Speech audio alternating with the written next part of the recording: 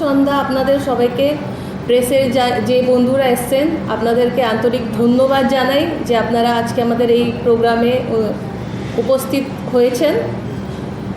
Mainly Arijit আপনাদেরকে জানিয়েছে আমাদের আজকে একটা লঞ্চ করছি, যে প্রোগ্রামটা হলো চাকরি চাই রোজগার দো।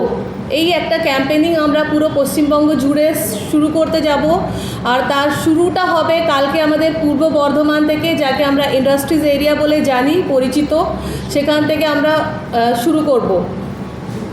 আর পূর্ব না পশ্চিম বর্ধমান থেকে। আর আপনারা সকলেই ভালোভাবে জানেন আজকের দিনে যেটা আমাদের সমাজের সবথেকে বড় সমস্যা হলো বেরোজগারি, যুবদের কাছে চাকরি নেই। আজকে পশ্চিমবাংলায় যারা শিক্ষক শিক্ষিকা চাকরি পেয়েও তারা রাস্তায় দাঁড়িয়ে আন্দোলন করতে হচ্ছে, তাদেরকে মজবুর করা হচ্ছে রাস্তায় দাঁড়িয়ে আন্দোলন করার জন্য। তারা তাদের প্রাপ্য চাকরি পর্যন্ত তারা করতে পারছেন না।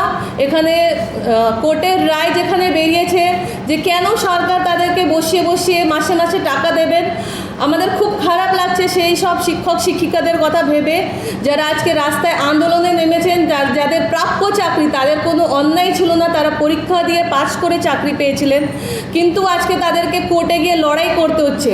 আর যারা দোষী, আমার লজ্জা লাগে তৃণমূল সরকার, মুখ্যমন্ত্রী মমতা ব্যানার্জি স্পেশালি ওনার উপর, কারণ উনি চাকরি দিতে পারেন না, কিন্তু উল্টো যারা চাকরি পেয়েছিল, যাদের হকের চাকরিগুলো তিনি কেড়ে নিয়েছেন, আজকে তাদেরকে রাস্তায় বসতে তাদেরকে মজবুর করে দেওয়া হয়েছে। তো আমরা এর জন্য পুরো পশ্চিমবাংলা জুড়ে একটা ক্যাম্পেইন লঞ্চ করছি, চাকরি চাই।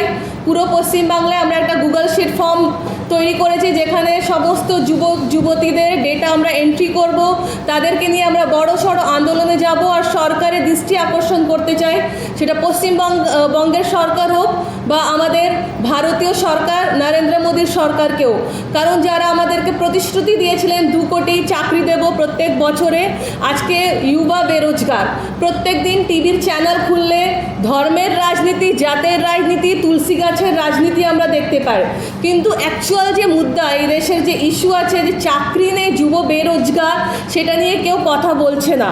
সেগুলো নিয়ে আমরা যুব কংগ্রেসের পক্ষ থেকে এই কর্মসূচি নিয়েছি, আমরা আওয়াজ তুলব আর বড় সড়ো আন্দোলনে যাব। 1 মাসের সময় নিচ্ছি, পুরো 1 মাস ধরে পুরো পশ্চিমবাংলা ট্যুর করব, যুবদের কথা শুনবো, তাদের অভিযোগের কথা শুনবো। আর ঠিক 1 মাসের মাথায় নবান্ন যাব, দিদির বাড়িতে গিয়ে আমরা হামলা করব, দিদির বাড়িতে হানা দেব, এটা দেখানোর জন্য কতগুলো যুবরা আছে যারা বেরোজগার, তখন দিদি নিজেই ওনাদেরকে উত্তর দেবেন। শিট বানিয়েছি, যেটা আমাদের যুব কংগ্রেসের ছেলেমেয়েরাই গ্রামে গ্রামে প্রত্যেক জেলাতে প্রত্যেকের বাড়ি অবধি পৌঁছবে। তাদের নাম, তাদের কোয়ালিফিকেশান, বয়স, এগুলো রেজিস্ট্রেশন করা হবে। আর ওই শিটের, গুগল শিটের পুরো রেকর্ড আমরা রাখবো, পুরো পশ্চিমবঙ্গে কতগুলো যুবরা বেরোজগার। এছাড়া আর একটা জিনিস নোটিস করবেন, যেটা আমরা যারা চাকরিও করছেন, তারা কি লেভেলে চাকরি করছেন, তাদেরকে অনেক স্কিল লেবার আছে যাদেরকে আমরা রেজিস্টার করিনি।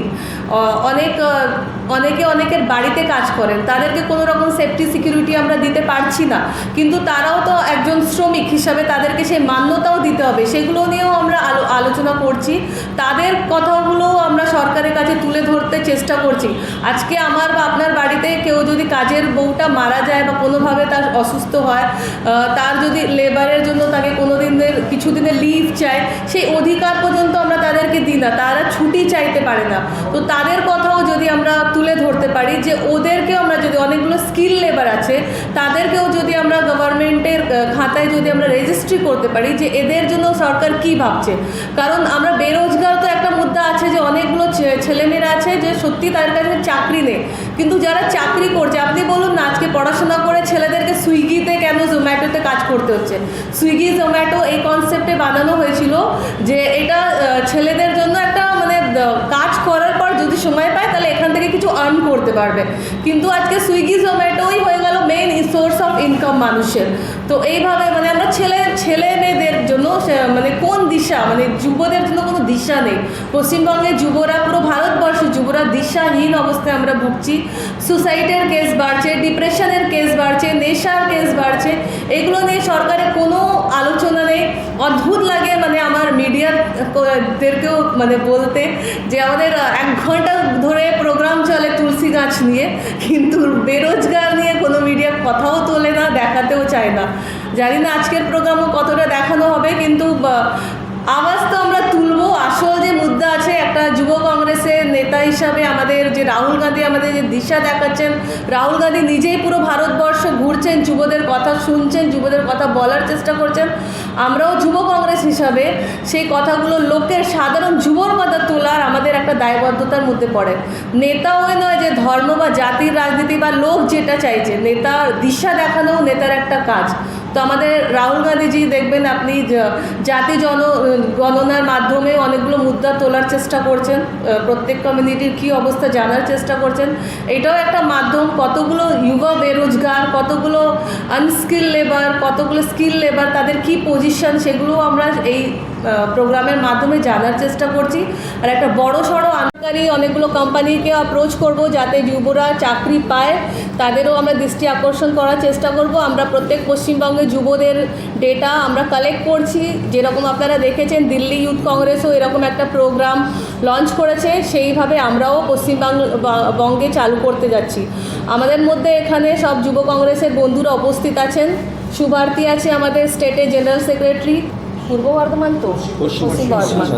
কালকে আমরা পশ্চিম বর্ধমানে আমাদের প্রোগ্রাম লঞ্চ করব, সেখানে হাজার যুব সেই প্রোগ্রামে উপস্থিত থাকবে। সেখান থেকে আমাদের প্রোগ্রামের শুরুয়াত করতে যাচ্ছি।